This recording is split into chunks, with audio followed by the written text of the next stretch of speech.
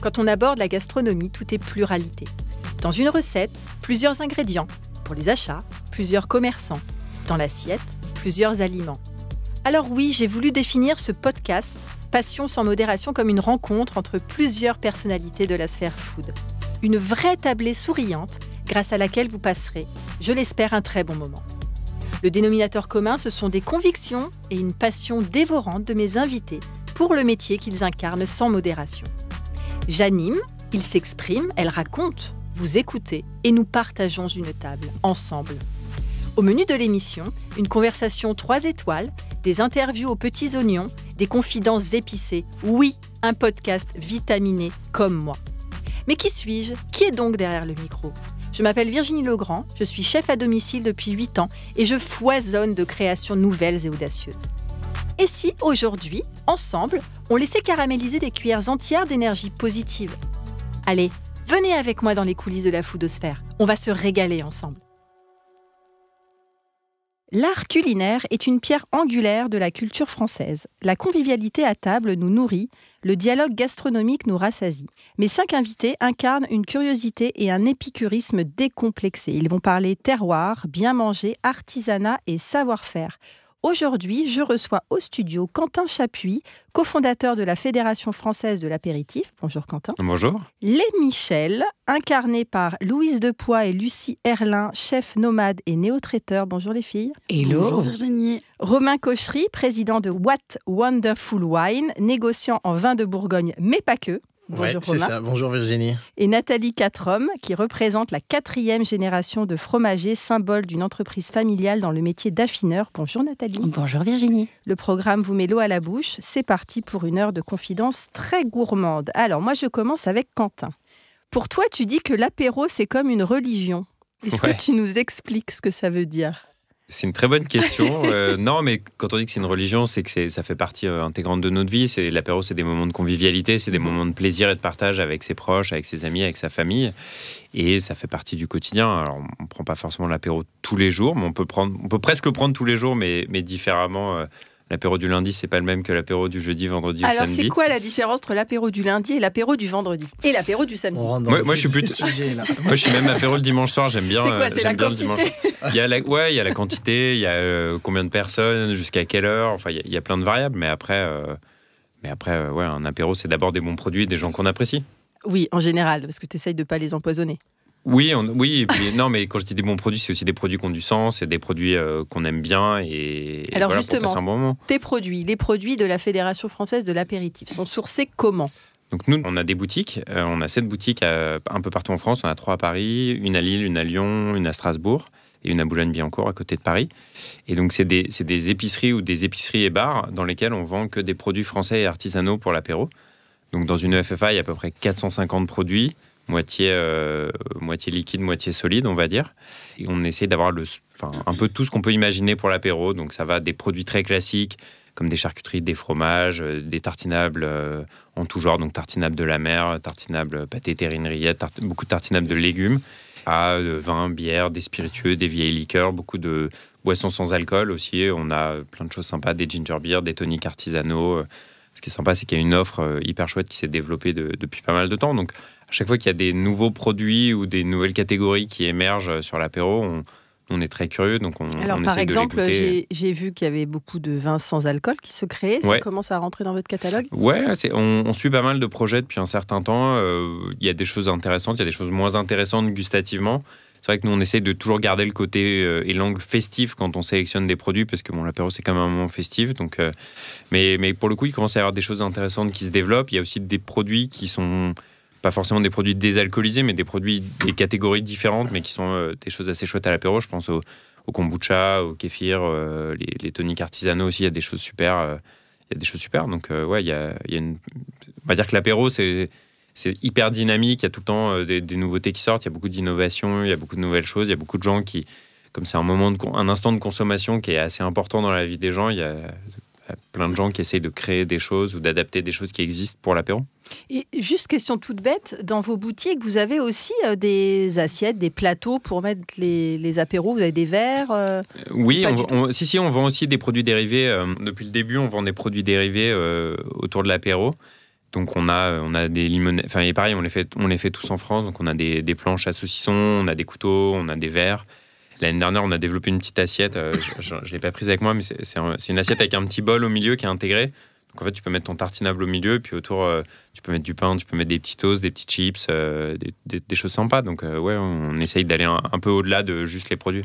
Ok, merci. Alors du coup, tu parlais d'apéritifs. Le fromage fait partie aussi des plateaux apéritifs incontournables. Clairement. Nathalie, combien de variétés de fromages et de régions tu proposes aux clients de tes boutiques ? Alors, c'est très variable en fonction effectivement de la taille de la boutique. On va dire que rue de Sèvres, qui est la maison mère et la boutique où je me trouve le plus, on a à peu près, on va dire, 300 fromages différents. Miam. Voilà. Après, ça évolue beaucoup en fonction des saisons, en fonction des rencontres. Voilà, bien sûr, on a une gamme de base avec les AOP, avec des producteurs avec lesquels on travaille depuis très longtemps. Et puis, ce qui est intéressant dans notre métier, c'est qu'on a beaucoup de découvertes. Il y a des fromages qui se créent absolument tout le temps. On rencontre des gens, on fait des jolies découvertes et du coup, on les propose à nos clients. Donc voilà, c'est quelque chose qui est en constante évolution. Et tu parles de saison. Est-ce que tu peux nous expliquer un petit peu la saison des fromages ? Parce qu'on parle beaucoup de fruits et de légumes. Bien sûr. Il y a aussi la saison des fromages. Oui. Alors, il y a une saison, effectivement, dans les fromages. Il y a une saison, effectivement, quand les animaux sont dehors. Donc, quand les animaux pâturent, quand les animaux sont en alpage, en estive, ça, c'est des fromages qui, quand ils vont être fabriqués, vont avoir une palette d'arômes beaucoup plus importante parce que, naturellement, comme les animaux sont dehors et vont brouter, ils vont avoir une palette d'alimentation beaucoup plus riche. Donc, tous ces fromages qui sont fabriqués à ce moment-là vont vraiment être cette grande saison du fromage. Après, attention, en fonction de la durée d'affinage du fromage, il va y avoir différentes saisons. C'est-à-dire que si un fromage est fabriqué, bien sûr, l'été, mais qu'il a 6 mois d'affinage, il sera à son optimum, forcément, au mois de février. Donc, ça dépend vraiment de son temps de fabrication et de son temps d'affinage. Il y a deux notions à prendre en compte. D'accord. Voilà. Tu nous donnes un exemple de fromage ? Le comté, par exemple ? Alors, le comté, effectivement, on parle toujours de comté d'été, de pâtes jaunes, parce que naturellement, on va trouver des pâtes un peu plus jaunes quand ce sont des laits d'été. Et ces comtés-là d'été peuvent être vendus toute l'année. L'important est de savoir quand est-ce qu'ils ont été fabriqués. Voilà. Oui, donc c'est pour ça que le lien que tu établis forcément, aussi de dire toute l'année, je vais prendre du 12 mois ou du 18 mois n'a pas de sens. Il faut savoir, il faut plutôt se baser sur je voudrais un été de l'année dernière, un été d'il y a 2 ans. Voilà, sachant que cette période d'été peut aller quand même de mai à septembre. C'est quand même voilà, donc on peut avoir aussi des différences entre des débuts d'été et des fins d'été. Donc ça, c'est assez... voilà, on parle d'été au sens large. Mais voilà, donc demandez toujours un comté un comté 12 mois au mois de décembre, pour le coup, n'a pas de sens. Il faut se dire, voilà, quand est-ce qu'il a été fabriqué. J'espère que je suis claire. Oui, voilà. très clair, merci. Mais on se rend compte qu'effectivement, on ne sait rien. Ah, mais il y a beaucoup de choses à apprendre. On a envie de compter. Tous les sujets. En fait, on réfléchit pas plus que ça. Ouais, sur tous les sujets, on a plein de choses à apprendre. Mais merci beaucoup. Alors, fromage, vin. Avec plaisir. Oui. Forcément. Oui. Bonjour, Romain. Bonjour. Alors, toi, Romain, tu es spécialisé en vin de Bourgogne. Oui. Fais-nous un peu rêver et dis-nous en quoi la Bourgogne est une région viticole chargée d'histoire incontournable. Ok. Vous avez 2 heures. On prend la copie dans 2 heures. Les premières traces du vignoble bourguignon datent de l'Antiquité, c'est ce qu'on dit. Donc avant même l'Empire romain. Tu ne fais pas ton âge. Mais merci. Mais non, je pense on a une tradition en fait monastique hyper forte. C'était vraiment les moines bénédictins à l'époque qui ont commencé à travailler la vigne. Ils ont expérimenté. Mais attends, beaucoup parce de que choses. les moines, ils font aussi de la bière. Et du fromage. Alors chez nous, et du fromage. Non, mais parce que, du coup, les moines, ils s'occupaient quand même bien. Bon, bref, je te laisse. Et du coup, ils ont testé beaucoup de choses. Ils ont expérimenté beaucoup de cépages. Donc, ils se sont rendus compte que le pinot noir pour les rouges, le chardonnay pour les blancs, la Bourgogne, c'était ce qui se faisait de mieux. Ils ont testé des cultures, enfin des techniques de culture, des techniques de vinification qui sont encore restées aujourd'hui. La technique des vignes en rangée, donc ça a été développé par les moines de Cluny. Donc on a vraiment un très très très grosse tradition monastique. Et puis après, il y a l'influence un petit peu royale avec les ducs de Bourgogne, donc fin du Moyen-Âge, qui eux ont donné la renommée internationale des vins de Bourgogne. Voilà, donne-nous des noms qui font rêver de Bourgogne. De Bourgogne, alors tout le monde connaît la Romanée Conti.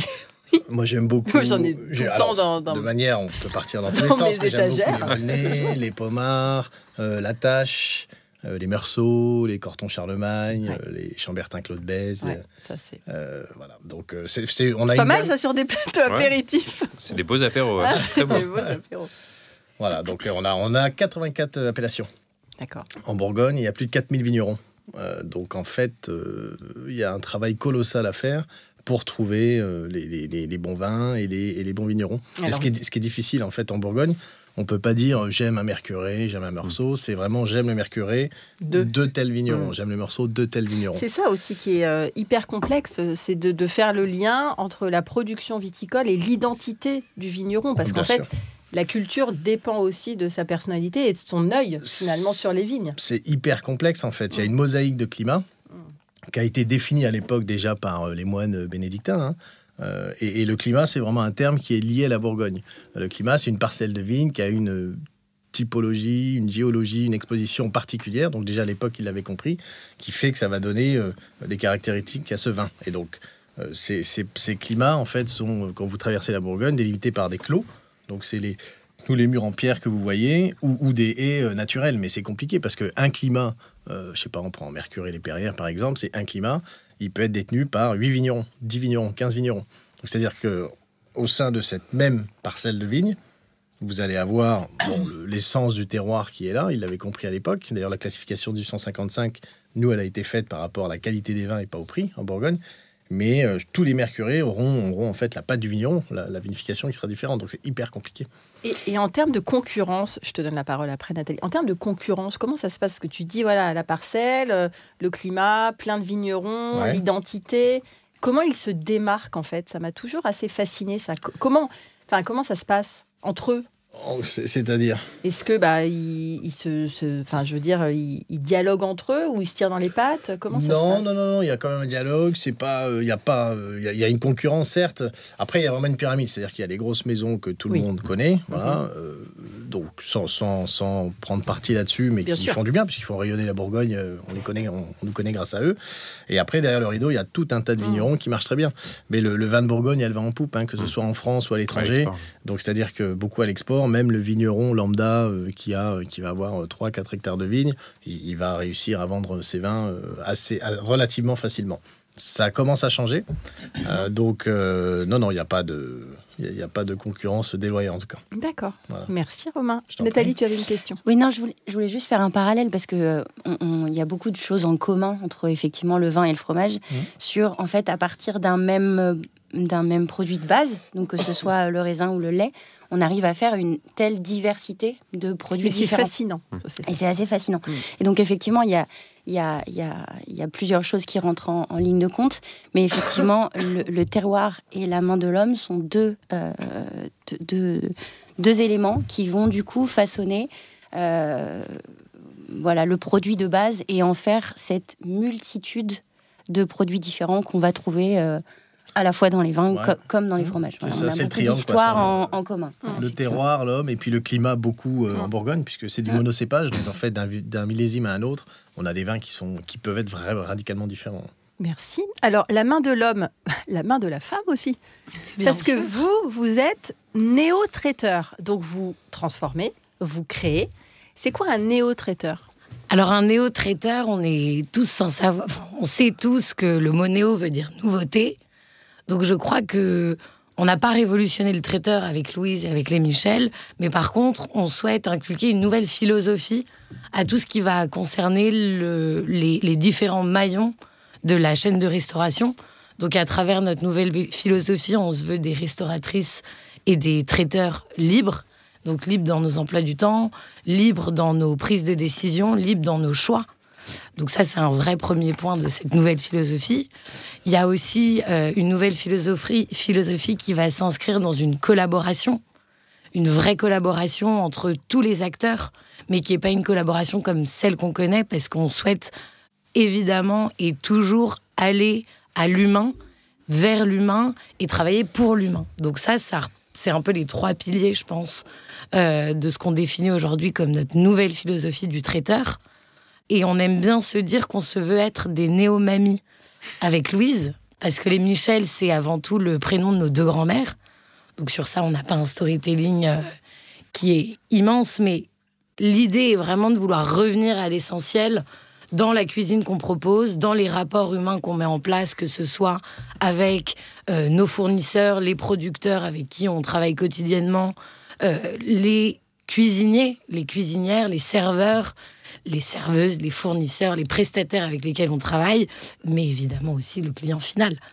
Donc voilà, c'est en ça, je pense, qu'on se veut néo, et je pense qu'on est aussi issu d'une génération qui souhaite faire bouger les choses sans forcément être dans l'obligation, sans forcément être dans l'éducation, mais peut-être plus être dans cette sensibilisation et dans douce, la cohérence. Et dans la cohérence, à fond, parce qu'il y a de gros problèmes dans notre génération. On dit souvent qu'elle est peu cohérente. Mais c'est vrai que nous, aujourd'hui, avec notre projet, avec les Michel, on souhaite créer une cohérence, mais une cohérence ultime entre tous les acteurs, en faisant rendre compte à chacun que aujourd'hui, bien se nourrir à un prix abordable, c'est possible. Et surtout que tout ça peut se faire dans une ambiance géniale, collaborative, parce que je suis hyper d'accord avec vous que dans n'importe quel milieu, que ce soit le domaine de l'agriculture, du vin, du fromage, il faut aujourd'hui qu'on apprenne à tous retravailler ensemble et à plus se voir comme des ennemis ou de la concurrence. Donc ça, c'est un grand point aussi dans notre philosophie de se dire... Co-construire, co-créer, tout ça, c'est hyper important. Exactement. Merci. Avec plaisir. Mais alors du coup, les 2 Michel, qu'est-ce qu'elles faisaient à manger, les Michel, avant de devenir les Michel? Qu'est-ce qu'elle faisait à manger? C'est une question que j'ai improvisée, là. Elle faisait à manger, pour ma part, de la communication, pas mal de vin, des films.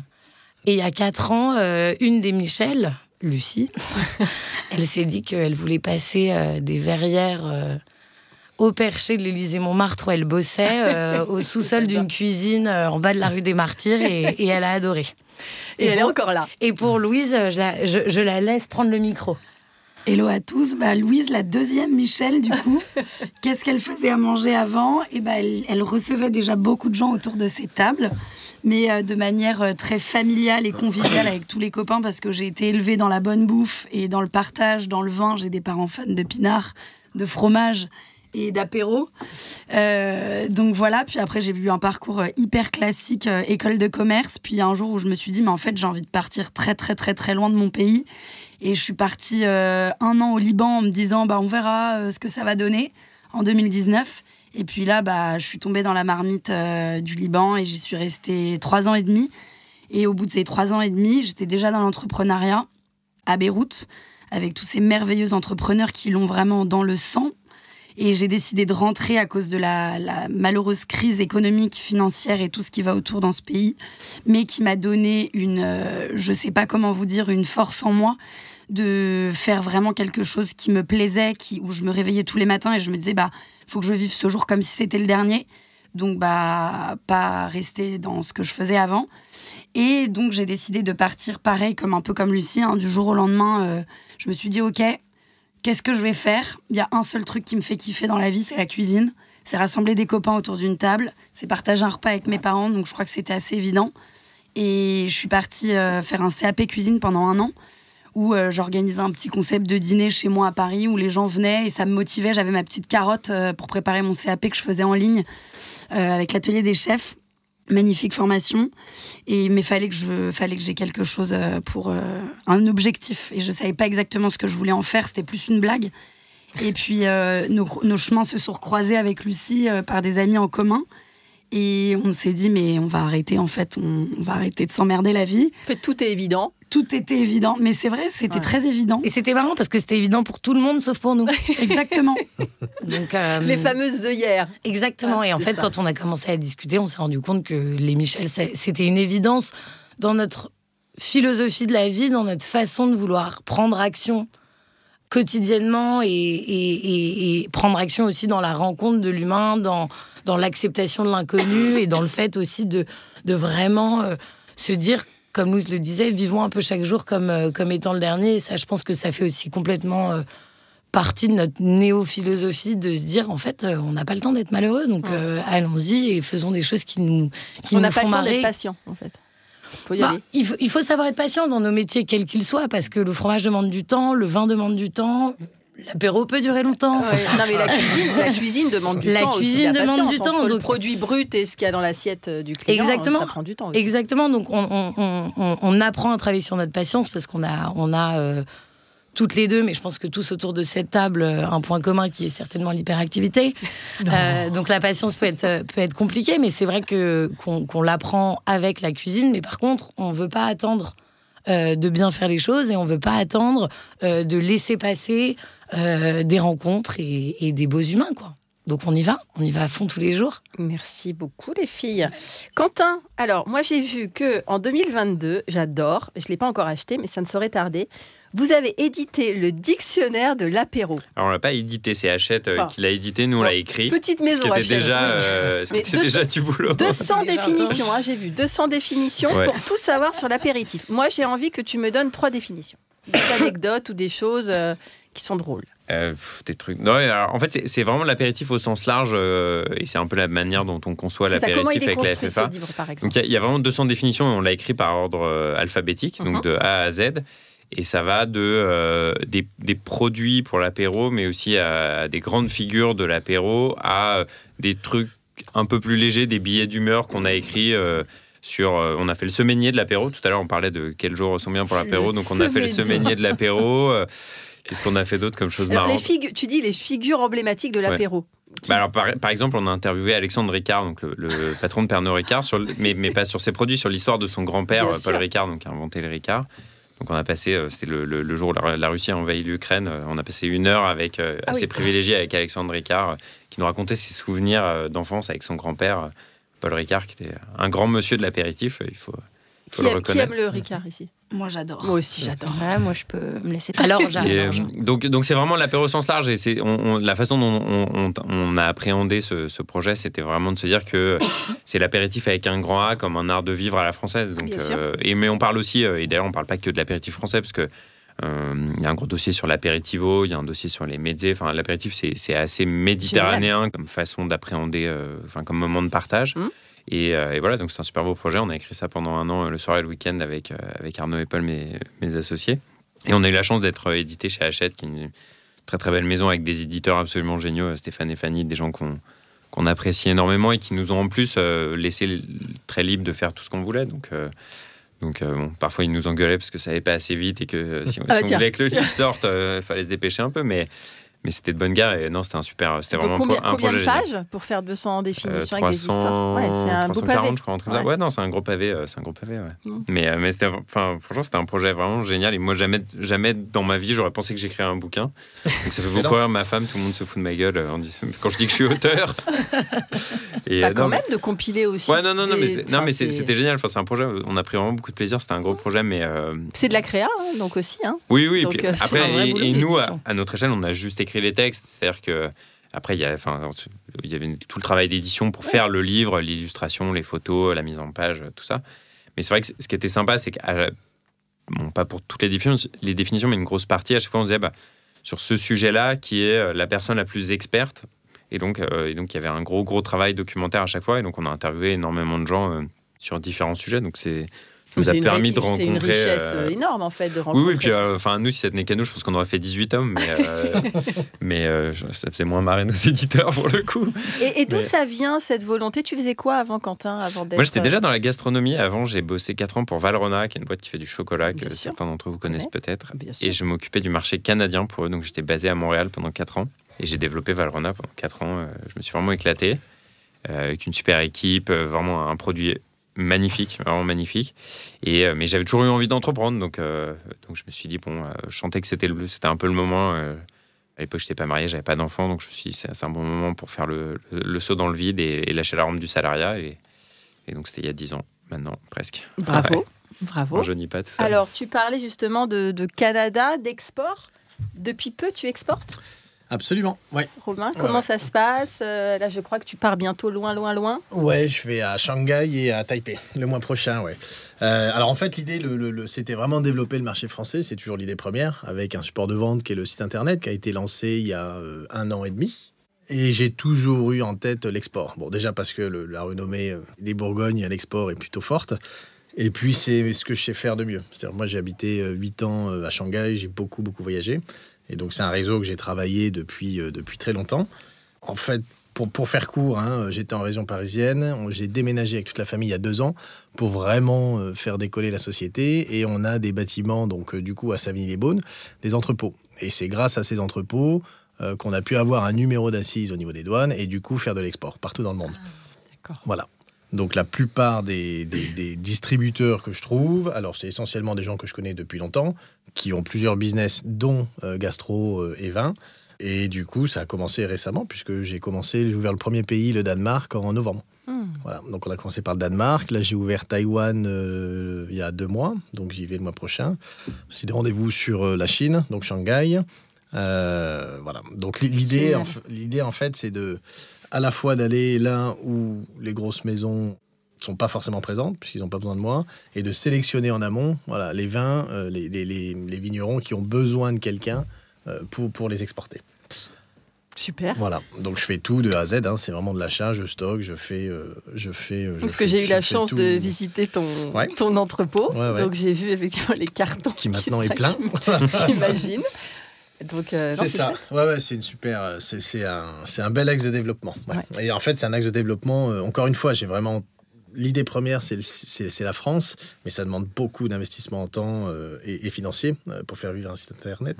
Et en fait, l'export me permet de réinvestir pour prendre position en France. Parce que du coup, tu bosses tout seul encore ? Encore. Ça va changer bientôt. T'es encore tout seul ? Ouais.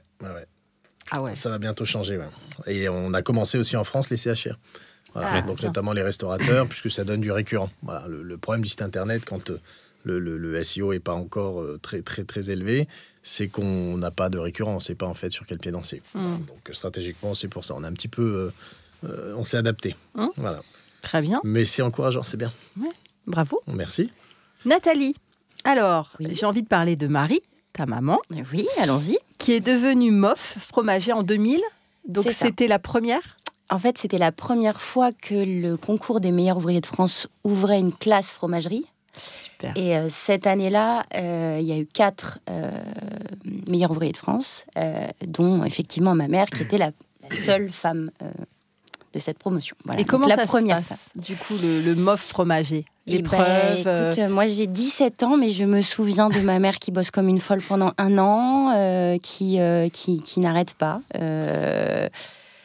qui se lance. C'était un challenge parce qu'à l'époque, elle était plutôt, comme beaucoup de commerces, on va dire, elle était plutôt la femme d'eux, plutôt que la fromagère en tant que telle. C'était vraiment mon père qui avait cette image.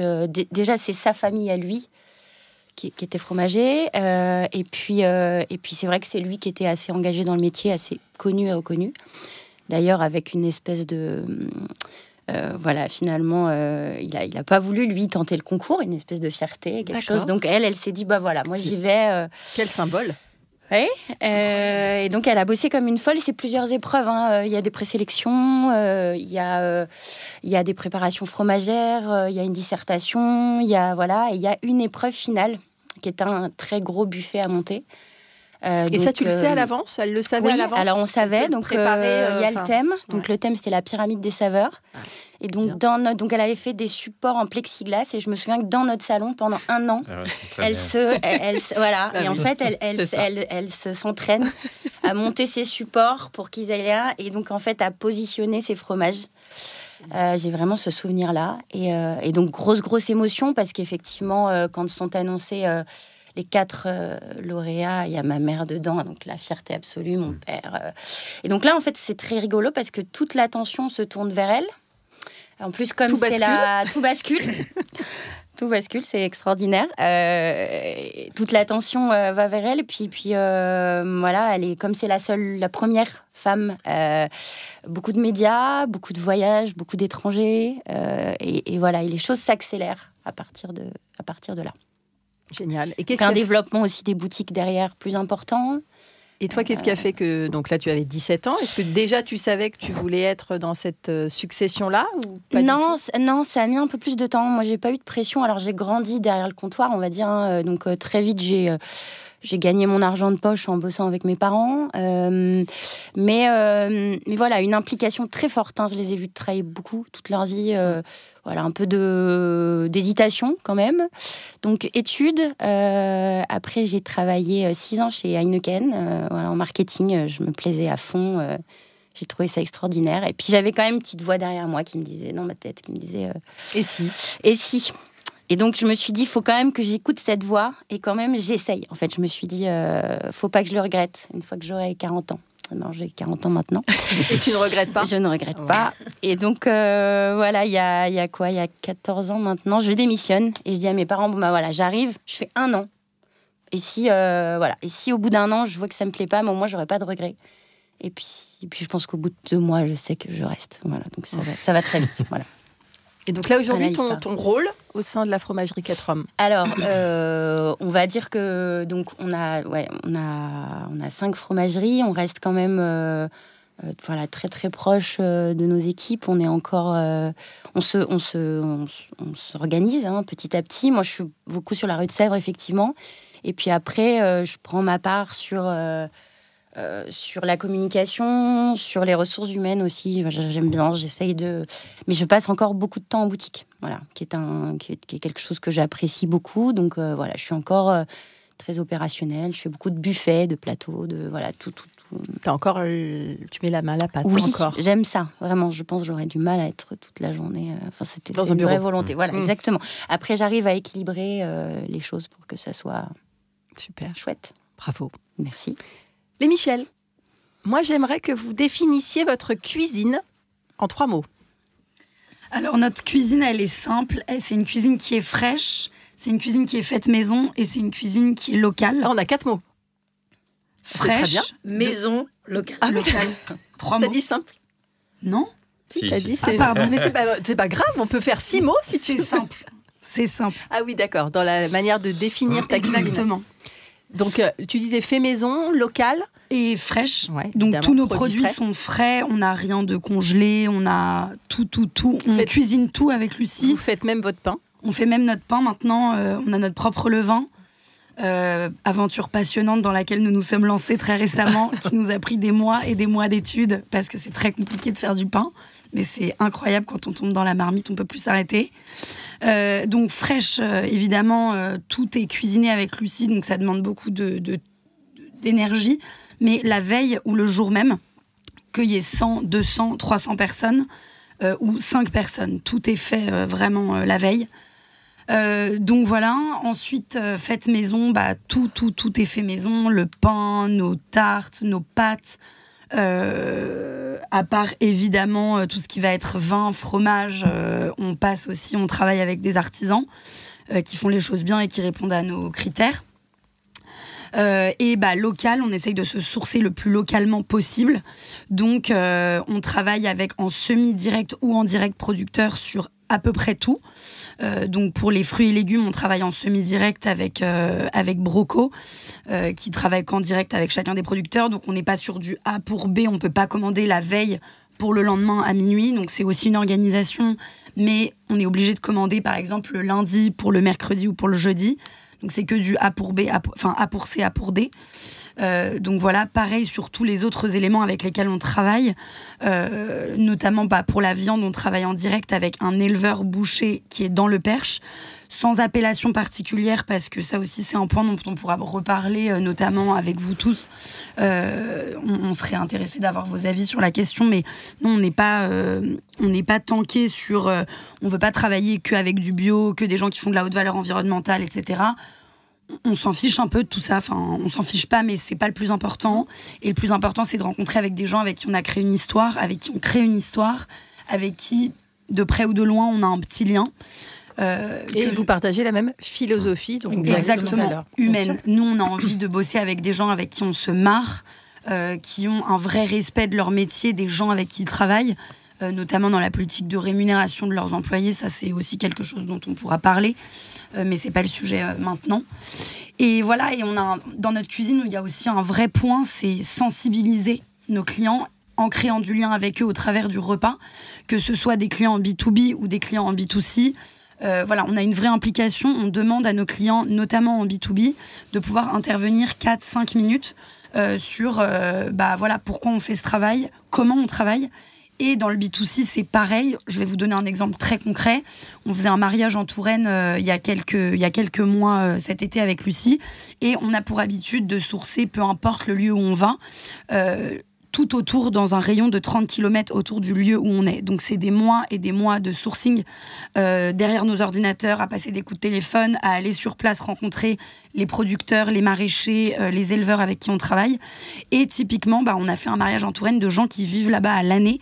Et à la fin du mariage, on leur a fait découvrir 2 personnes, mais absolument fantastiques, qui travaillaient autour. Et en fait, ils allaient dans les coopératives. C'était déjà des gens qui étaient quand même assez éduqués, responsables dans leur manière de consommer. Mais c'était dingue, quoi. Je veux dire, nous, on a fait 2 bornes en voiture et 7 bornes en voiture pour aller cueillir nos fruits rouges pour faire nos pavlovas. Et la maraîchère, où on a eu d'ailleurs, pour la petite anecdote, c'était fantastique, on a eu un petit problème de gazpacho avec un petit problème de lait cru qui du coup a tourné mais littéralement 10 minutes avant le lancement du mariage. Mais vu que notre Au revoir le gazpacho. Au revoir le gazpacho, mais c'était quand même l'entrée du mariage. Mareva et sa tante Véronique, les maraîchères du Sauget, étaient à 2 km, donc on a pu les appeler en urgence en leur disant: les filles, il nous faut 30 kilos de tomates maintenant. Mais pas de souci, venez les chercher, elles vous attendent.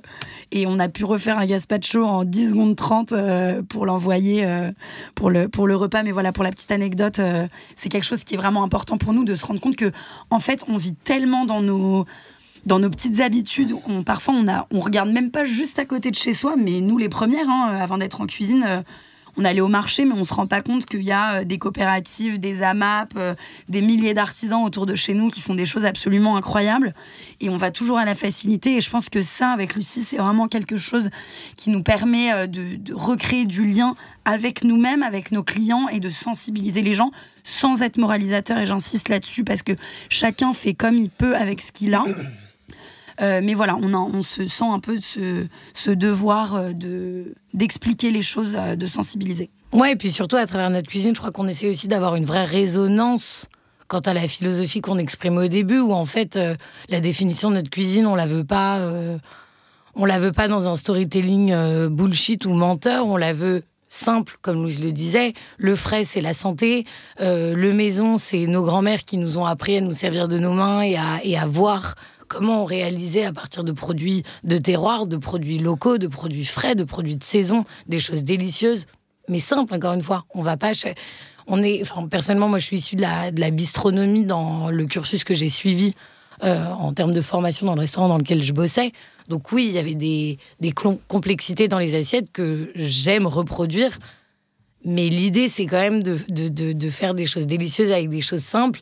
Et le local, Louise le disait très bien, la découverte et la rencontre. Et ça rentre aussi dans cette philosophie de se vouloir un peu aujourd'hui des tisseuses de liens, quoi. Parce qu'on est en déperdition totale de liens sociaux. C'est quelque chose qui est en train de revenir énormément dans les consciences et dans les envies et dans les habitudes de nous tous. Mais je crois qu'on n'y est pas encore et que c'est hyper important aujourd'hui. Mais à travers, je te vois acquiescer à travers l'apéro aussi, par exemple, ou le vin ou le fromage. C'est toujours pareil, la cuisine, et c'est pour ça qu'on a choisi ce métier. On la voit limite comme une excuse pour derrière aller vers l'humain, discuter, rencontrer. C'est la convivialité. C'est la convivialité à fond. Je regardais une interview de Gagnère il n'y a pas longtemps qui disait que la cuisine, c'était donner de l'amour et donner de l'émotion. Exactement. Voilà. À partir de là, tout est dit, et c'est pour ça que c'est un métier qui est hyper enrichissant, qui est un métier de production, qui est un métier de création, qui est un métier d'ambition, mais c'est un métier d'émotion. Donc merci les filles. Alors on parlait de saveur, de goût, d'originalité. Moi j'ai vu que vous faisiez un Saint-Félicien avec de l'ail noir. Avec de l'ail noir, effectivement. Mais ça doit être canon. Pas mal. En fait, effectivement, on a 2 grosses valeurs ajoutées. On affine nos fromages. Donc, effectivement, comme on n'est pas producteur, on affine. Donc, on apporte une série de soins qui font que les fromages sont différents que quand ils arrivent. Et puis, on fait beaucoup de préparation fromagère. Ça, c'est un peu notre ADN. Donc, on a Voilà, énormément de spécialités. Et qui crée, en fait? Qui donne qui impulse? Alors nous, toute l'équipe, voilà, on a la chance d'avoir des collaborateurs qui sont passionnants. J'en parle souvent, mais beaucoup de reconversions, des gens qui avaient énormément. En fait, on est là tous des reconvertis. Oui. Voilà. J'ai l'impression. C'est les meilleurs. C'est les meilleurs. C'est les plus motivés. On a la chance, en fait, d'avoir ça. Et du coup, c'est des gens qui sont extrêmement motivés parce que je pense qu'on est tous aussi sur des produits en tout cas, on vient nous voir pour du plaisir. En fait, on n'est pas dans de l'achat de nécessité. Donc voilà. Donc c'est que des choses où on vient nous voir quand on a envie de se faire plaisir. Donc c'est vrai que c'est hyper agréable. Donc nos collaborateurs, voilà, on fait des tests. Alors il y en a plein qui fonctionnent pas, faut être honnête. Et puis qu'est-ce qui a pas temps, fonctionné? Il y en a plein qui n'ont pas fonctionné. Il y en a plein. Parfois on tente des trucs et puis voilà, ça accroche pas. Et puis il y en a qui. Il y en a qui sont extraordinaires. Par exemple, on peut le mélanger avec quelque chose. Oui, il y a beaucoup de fromagers qui font notamment des feuilletés avec des pâtes de fruits, des choses comme ça. Ou alors du roquefort qui est mélangé avec de l'alcool, ça se fait beaucoup. Des liquoreux un peu, donc on fait ça sur des tartinables. En fait, on peut faire énormément de préparations fromagères. On fait des fromages marinés, avec beaucoup, souvent avec de l'alcool. Ça fonctionne quand même très très bien. Donc on joue l'alcool local. On fait des fromages fumés, on fait des fromages avec des fruits, on fait des fromages avec des condiments. Là, on attaque la saison de l'ail des ours. Voilà, c'est top. Le brie à Savarin à l'ail des ours, c'est pas mal du tout. La boutique rue de Sèvres, en plus, c'est juste sublissime. Donc, allez-y. Les autres aussi. Oui, les autres. Alors, elles sont où, les autres? Donc, rue des Martyrs, rue du Rendez-vous dans le 12e, juste à Corentin-Selton, à l'entrée d'Issy-les-Moulineaux, et à l'angle de la rue de l'Espérance et de la rue de Tolbiac dans le 13e. Voilà. D'accord. Et on pense à d'autres? Non, là, on est bien. Mais à Paris? Mais on pense à France? Non, franchement, non. L'idée, c'est aussi de se dire que là, on arrive quand même à un point où ça supposerait peut-être un labo central, sortir de Paris. Perdre un petit peu. Voilà. Au niveau des producteurs aussi, on travaille avec des producteurs où on voit qu'on est un peu à leur limite. Et déjà, on dit à nos clients, là, on n'en a pas. Et on en aura quand? Dans un mois. Voilà. Donc, on sent qu'on atteint une limite. Et comme on veut quand même maîtriser, que ce soit nos collaborateurs, on travaille que avec des gens en CDI qu'on essaye de fidéliser. Voilà. Tout, on voit bien qu'on arrive là à une limite. Donc voilà, faire les choses bien. C'est tout à ton honneur de s'en rendre compte aussi et de le dire en toute humilité. Voilà. Donc, bravo. Et puis sur les fromagers, il y a quelque chose où peut-être c'est pareil, mais voilà, où on se connaît bien. Donc voilà, un fromager parisien qui s'installe en plein centre de Bordeaux. Pas trop, quoi. Enfin, je pense que chacun a sa place. Voilà, nous, on a notre place, on a notre savoir-faire, on a nos. Mais c'est bien comme ça. Je pense qu'il faut savoir faire les choses. Oui, madame. Je voudrais juste rebondir. Pourquoi est-ce que tu parles d'une limite? Pourquoi tu vois ça comme une limite? Je trouve que c'est un mot qui est hyper dur. C'était pour dire, voilà, pour faire les choses bien. C'est ça. C'était pour se dire que. Ouais, voilà. À un moment, je pense qu'il faut savoir arrêter parce que si on continue l'expansion, effectivement, on a plein de demandes, des gens qui veulent franchiser. C'est toujours le problème de l'expansion, de perdre un petit peu la valeur initiale, en fait. Ça. Déjà, on veut continuer d'être maître de notre nom, de ce que ce nom véhicule en termes de qualité de produit, mais aussi de qualité de service et de voilà. Donc justement, moi je trouve que c'est même pas une limite, c'est un truc de malade parce qu'il y a tellement de gens aujourd'hui qui ont cette vision d'expansion qui est immense. On entend parler, enfin en tout cas dans nos milieux entrepreneuriaux, la franchise dans les groupes de resto, dans tout. Mais je trouve que d'avoir cette vision qui n'est pour moi absolument pas une limite, mais une opportunité de dingue pour vraiment exceller dans ce qu'on fait, même si vous êtes déjà c'est assez merveilleux ce que vous faites, mais pour moi justement c'est pas du tout une limite, c'est exceptionnel d'avoir la chance de pouvoir dire non. Oui, si tu veux, mais c'est vrai que c'était pour justifier au prix d'excellence. C'est ça, c'est surtout en fait, c'est sur autant le management que l'approvisionnement, les équipes, la maîtrise. La maîtrise, c'est vraiment un mot important. Et je suis associée avec mon frère et on a la même vision là-dessus. on sait que, voilà, si on veut continuer à être dans la maîtrise, peut-être plus qu'une limite, dans la maîtrise de ce qu'on fait, comme ça, c'est bien. Et c'est ce qui crée l'exceptionnel et la rareté. Et c'est ce qu'on vient aussi un peu tous chercher aujourd'hui, je crois. Oui, je pense qu'à un moment, il ne faut pas non plus aller à la course à l'échalote. Voilà, c'est ça. Je pense que... Voilà, il faut savoir ce qu'on veut. Bien faire ce qu'on fait. Déjà, c'est déjà prenant, je pense. Faire bien ce qu'on fait tous les jours, c'est déjà impliquant, c'est déjà exigeant. Voilà, moi, les fromageries, pour qu'elles soient aussi belles, aussi bien remplies, et que derrière le comptoir, il y ait des équipes motivées, investies, heureuses d'être là, et que derrière les producteurs, ils m'envoient des beaux fromages, qu'on affine bien, et qu'on fasse des beaux buffets, qu'on serve des beaux restaurants, et qu'on soit toujours bien. Et ben déjà ça, c'est énorme. Tout ça, c'est assez colossal. Voilà, ça occupe déjà pas mal. Bien, alors, la première partie est finie.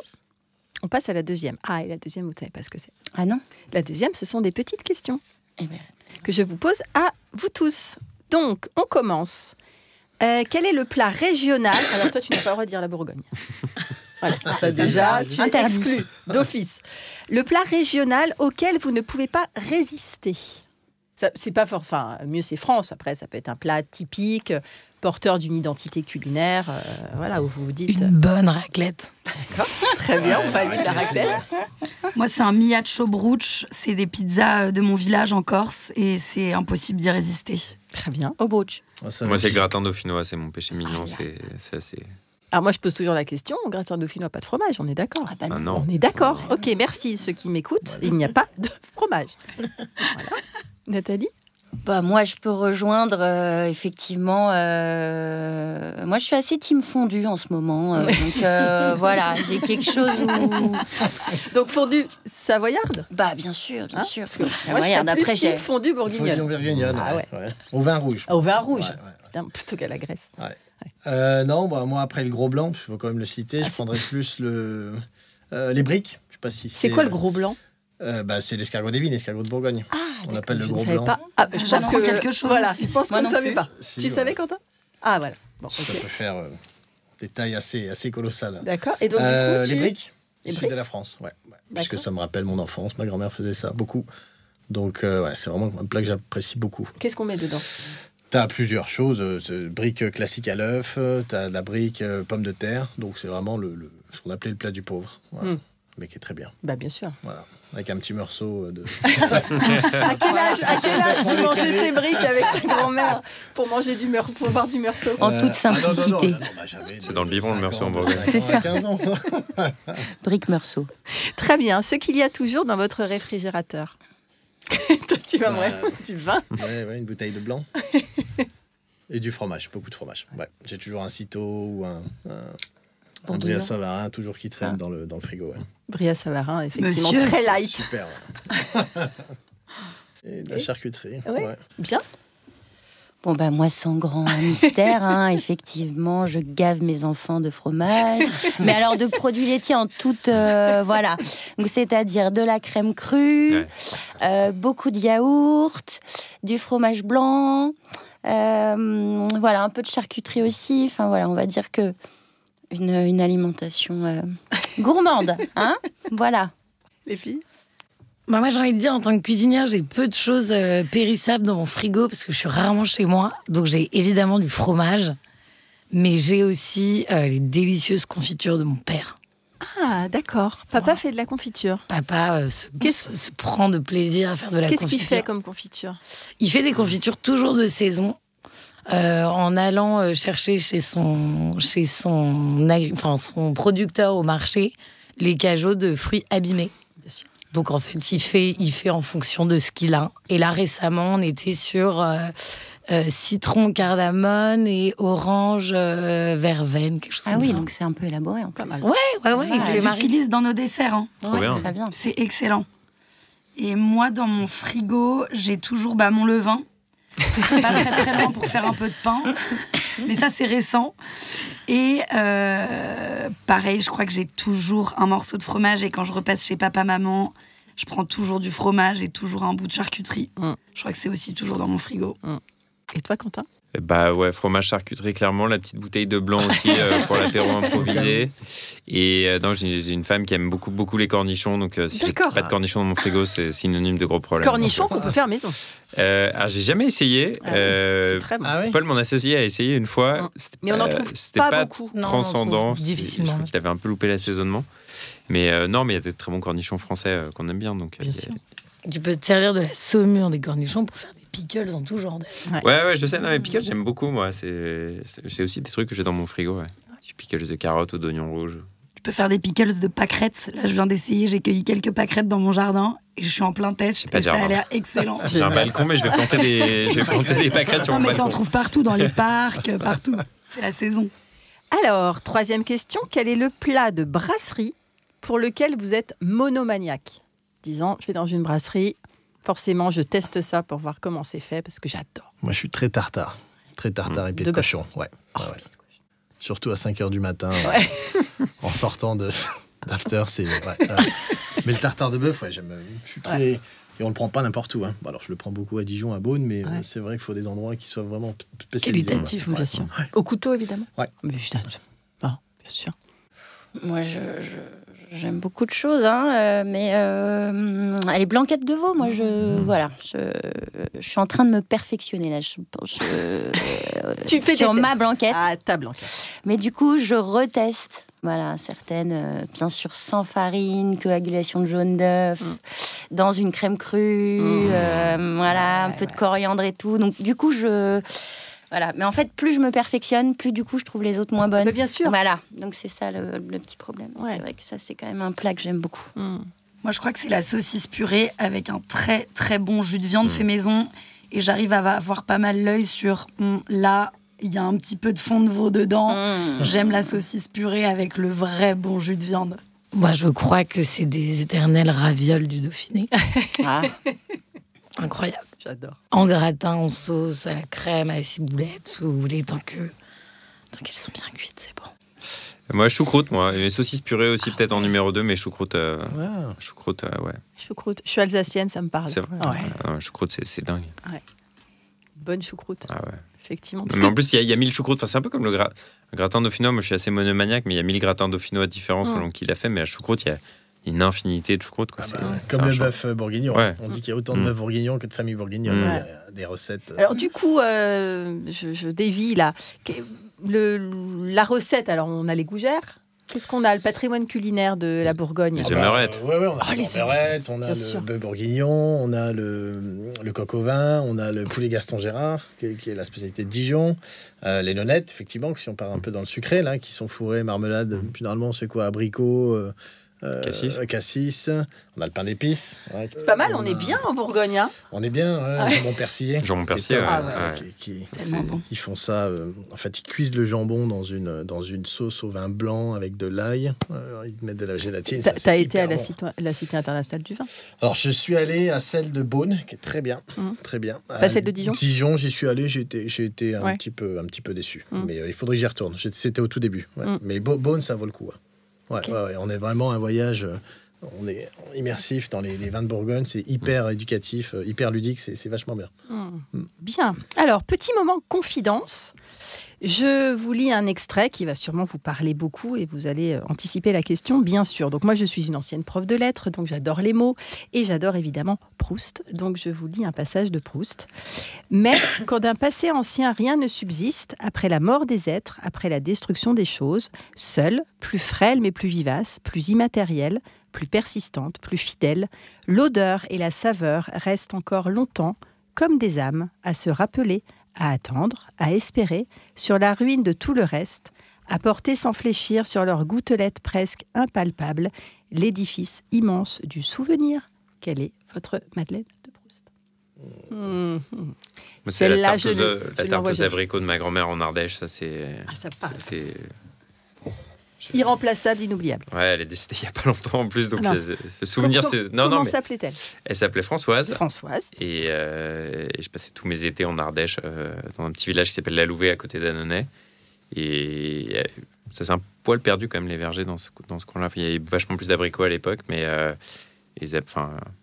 Ouais, les abricots, c'est un truc de... Enfin, les abricots, c'est comme les figues, c'est jamais aussi bon que cueilli sur l'arbre. Évidemment. Encore tiédi par le soleil. Et c'est... ouais, non, c'est trop bon. C'est Super. trop bon. Parlant d'Ardèche, moi, j'ai une madeleine de Proust avec un fondant chocolat marron que ma grand-mère faisait. Mais sinon, ces éternels épinards à la crème. Simple, mais très efficace. Après des balades en montagne, des cours de sport l'été. Non, épinards à la crème, on aime beaucoup. Parfait.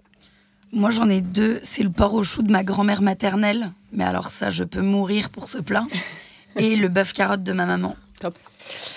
Et moi, je vais faire très original. Ma grand-mère également. On a beaucoup... Elles sont partout. Elles sont partout, ces grand-mères. Moi, je crois que c'était ses frites. Je ne sais pas combien de temps elle mettait à nous faire des frites maison et quelles étaient entre les pommes de terre qu'elle choisissait, la taille des frites, les différentes cuissons. Et à chaque fois, il fallait les manger tout de suite et nous appeler. Elle était un peu mauve de la frite. Elle était exceptionnelle. Et je pense que c'est vraiment le goût de la cuisine. Elle cuisinait énormément, un peu dans la même idée, hein. Des choses, des confitures, des bocaux, de la consigne, enfin voilà, toutes les choses qu'on est en train de revenir aujourd'hui. Ouais. Moi, j'ai pas vraiment de madeleine de Proust sucrée, parce que je suis pas très sucré. On ne dit pas que c'est sucré. Même le matin, tu vois, on est salé. Non, ça va être, alors, je sais pas si c'est le terme, le pâté limousin que faisait ma mère. Ça, on mangeait ça tous les dimanches. Donc avec pommes de terre, hachis parmentier, pommes de terre, et puis salade verte avec une sauce un petit peu unique qu'elle faisait. Donc ça, j'aimais beaucoup. Et puis le curry. Alors c'est pareil, je ne sais pas si c'est une recette de chez nous, enfin en tout cas de la famille Cochery. C'est un poulet au curry dans lequel on met des épices, on met de la noix de coco, des bananes. Ah oui, c'est très exotique. C'est hyper exotique, ouais. Et on faisait ça tous les mois également. Donc voilà, on appelle ça un curry. D'accord, très bien. Merci pour ces confidences. Alors, je vous invite à prendre 3 petits tickets, chacun et chacune. Et oui, vous lisez et vous parlez comme vous le souhaitez. Tu commences, Romain ? Alors, mangue ou ananas ? Bon, alors, comme je te disais, je suis pas très sucré, mais je vais prendre plutôt la mangue. Parce que l'ananas, c'est un petit peu trop acide pour moi. Mm-hmm. Voilà. On parle comme ça ? Oui, bien sûr. Quel vin avec des fruits ? Plutôt des vins vendange tardive. Moi, je prendrais des vendanges tardives, ouais. Ouais, donc une petite sucrosité qui irait bien avec le fruit. Un viré clissé, vendange tardive, ou même un peu plus bas, on peut prendre un condrieux. On sort un peu des frontières de la Bourgogne, mais sur les côtes du Rhône, on a des choses très sympas qui peuvent bien se marier avec ça. Chocolat blanc ou chocolat noir ? Chocolat noir. Quel vin avec le chocolat noir ? Plutôt du rouge, un Montely. J'irais bien sur un Montely, qui a des petites notes épicées. Là, faut que tu me fasses déguster parce que il y a des choses que je ne connais pas. C'est au nord de Meursault. Je vais être obligée de revenir. Et ça se marie très très bien. J'avais fait une dégustation à Pommard, donc c'était au domaine Cosco-Martin, qui était un domaine familial, enfin qui est toujours un domaine familial avec lequel je travaillais. On avait fait une dégustation de chocolat millésimé péruvien et de Pommard. C'était exceptionnel. C'était vraiment très très bien. Wow. Et en fait, on avait à chaque dégustation, en fait, le vin évoluait, il y avait des goûts différents. Enfin, c'était vraiment un voyage gustatif hyper intéressant. Coquillettes ou spaghettis ? Écoute, depuis que j'ai 18 ans, je suis plus aux spaghettis. Voilà. Et les coquillettes jambon, c'est vrai, quand j'étais petit, j'aimais beaucoup. Ouais. Non, plutôt spaghettis, ouais, clairement. Et là, tiens, du vin italien. Un vin italien, je sais pas des Pouilles, mais plutôt la région de Sienne. Un Chianti classico, voilà, avec un spaghetti, ça irait très bien. Merci. Voilà. Avec une petite sauce tomate, du coup ? Non. Ah non. Non. Ça va pas. Non, c'est ce qu'il y a de pire, la sauce tomate, la tomate avec le vin. C'est le mariage le plus difficile. Qu'est-ce qu'on fait ? Des cacio et pépé. C'est spaghetti, un petit filet d'huile d'olive, un petit morceau de parmesan, de parmigiano, et puis on boit pas. Parfait. Ouais. Pourquoi on boit pas ? Si, on boit du vin, mais on met pas de sauce tomate. Ah d'accord. Oui. Donc si on veut de la sauce tomate, alors oui. En période de tomate, qu'est-ce qu'on fait ? C'est hyper compliqué. Oui, mais c'est hyper compliqué. Alors tu peux mettre des choses, mais qui vont casser toutes les arômes du vin. Ouais. Même du champagne ? Ah oui. On peut mettre du champagne, mais le champagne c'est à base de vin, c'est du chardot, donc non, c'est vraiment très très compliqué. Hein. Ouais. Okay. Donc. Nathalie, c'est à toi. Oui, cuisine asiatique ou méditerranéenne ? Je peux dire les deux ? Mais bien sûr. Les deux. Je continue ? Bien sûr. Zester ou mandoline ? On va dire que j'utilise plus souvent la mandoline. Voilà. Et entrecôte ou bavette, j'irais plutôt sur l'entrecôte, perso, voilà. Voilà. Parfait. Ou de bavette. Et les filles? Viande crue ou poisson cru? Moi, ça dépend des saisons. Pareil, le tartare au couteau, veau ou bœuf, petite tuerie. Et poisson cru l'été, mais qu'est-ce que j'en raffole. De tous les petits poissons, les meilleurs poissons qu'on puisse trouver, que ce soit du maquereau, mais tout, c'est excellent. On peut assaisonner de tellement de façons. Bordelais, Bourgogne ou Alsace? Attention. Oh là là. Bourgogne. Bien sûr. Bourgogne, et j'ai été élevée avec du vin de Bourgogne et avec de merveilleuses femmes très amies de mes parents. On a grandi, été éduqués avec leur vin, donc j'avoue que moi, le petit Mercuret 2, je tairai le nom. C'est petite Madeleine de Proust aussi, je crois. Et langoustine ou gambas, là, je crois que le choix est simple pour moi, parce que ça va être langoustine pour la Bretagne. Gambas, on n'en trouve pas en France. Et langoustine, les langoustines fraîches, petite mayo, mais petite vinaigrette aussi pour moi, avec les langoustines. Alors, tandoori ou colombo, grande amoureuse des pays asiatiques et de l'Inde notamment, je vais choisir le tandoori, qui est décliné notamment depuis l'Inde. Vin blanc ou vin rouge? Tout dépend de l'heure de l'apéro, finalement. Les deux, mon capitaine. Mais un bon vin blanc pour accompagner des langoustines, pourquoi pas. Un vin rouge peut fonctionner également. Et un vin rouge, un pinot noir d'Alsace, on dit jamais non. Jamais non. Boudin blanc ou boudin noir, alors là, c'est un peu une colle parce que ni trop l'un ni trop l'autre. J'ai un peu de problème, j'ai pas de problème, mais j'ai un peu plus de mal avec tout ce qui est abat, sang, ces trucs-là. Donc, on dira boudin noir parce que c'est mon souvenir d'enfance, mais maintenant que j'ai le choix, j'en consomme pas tant que ça. Alors moi, cèpe ou mori, cèpe quand même. Cèpe, ouais. Ouais, parce que après les deux se déclinent bien, mais ouais, petite préférence pour les cèpes. Gourmet ou gourmand, ça c'est dur parce que je suis un peu les deux. Je suis quand même pas mal gourmet, mais je suis assez gourmand aussi. Donc je dirais les deux. Et pomme ou poire, ouais, petite préférence pour la pomme quand même. Ouais, les deux. Non, là, je fais beaucoup d'entre-deux là, mais non, on a le droit. Ouais, les deux sont bien. Il n'y a pas de réponse type, vous savez. C'est juste... Non, pomme, peut-être qu'on peut faire un peu plus de choses avec. Ouais, ok. Alors, 2 dernières questions. J'aimerais que vous continuiez cette phrase. Pour moi, cuisiner, c'est... Moi, c'est pas très souvent. Pas très souvent parce que j'ai de la chance d'avoir une femme qui cuisine beaucoup. J'aime beaucoup aller au resto aussi. J'y vais un peu moins parce que j'ai des enfants, mais c'est pas très souvent. Ouais, je cuisine pas beaucoup de fois, mais quand je cuisine, normalement, c'est pas trop dégueu. Ouais. Et j'aimerais cuisiner plus souvent. Ok. Je cuisine pas souvent, moi non plus. Ça serait plutôt enseigner, puisque je le fais pour apprendre les bases à mon fils. Voilà. Pour moi, cuisiner, c'est assez essentiel. Je cuisine pas mal. Alors, pareil, dans la limite que je peux. Alors, j'essaye de cuisiner ciblé, c'est-à-dire beaucoup d'un coup pour tenir ma semaine, et puis cuisiner avec mes enfants aussi. Du batch cooking. Voilà, un petit peu, mais je le dis pas comme ça, mais je cuisine beaucoup dans mes petits tupperwares en verre, voilà. Ouais, j'adore cuisiner, vraiment. J'adore cuisiner, et c'est vraiment une passion, et je pense que si j'avais plus le temps, je ferais limite que ça, quoi, voilà. Très bien. Moi, je crois que cuisiner, c'est me canaliser et c'est rassembler. Évidemment, pour moi, c'est vrai. Le moment où je me mets en cuisine, c'est vraiment le moment le plus apaisant, le plus méditatif du monde. Et après, c'est le fait de rassembler après avoir cuisiné quelque chose. Pour moi, c'est vraiment c'est des moments mais tellement incroyables. Que ce soit à 2, à 3, avec n'importe qui, même des inconnus. C'est fantastique. Et moi, un peu dans ce sens-là, je crois que cuisiner, c'est créer du souvenir. Pour moi, pour les autres, pour le souvenir général, créer du souvenir. Le moment. Exactement. Dernière question, la plus importante. Quelle est votre définition de la passion ? Tous les gens qui sont à cette table sont en général passionnés.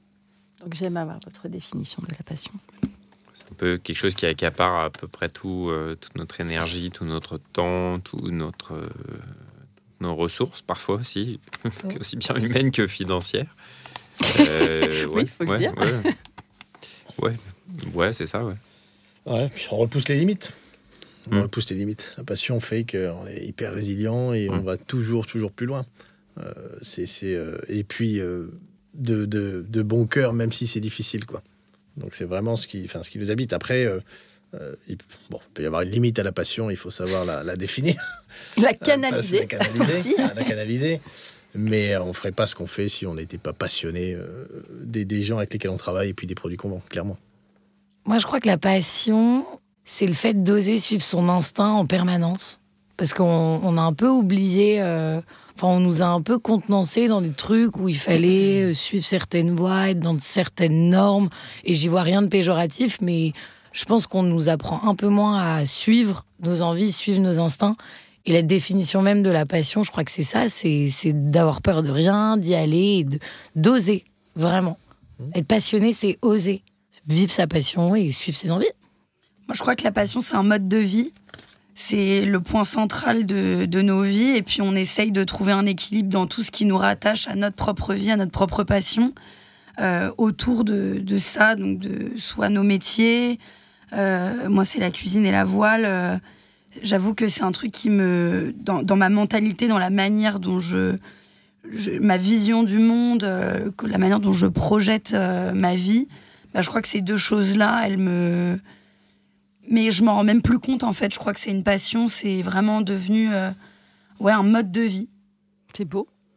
Oui, moi je rebondis un peu, ma passion, c'est avoir du sens, en fait, dans ce que je fais, dans le travail que je fais. Et c'est vrai que du coup, travailler dans un domaine qui nous passionne, finalement, c'est s'épanouir. Donc, être très épanoui et pas compter sa peine, pas compter ses heures, mais vraiment s'investir pleinement parce que vraiment ça nous habite et ça nous définit.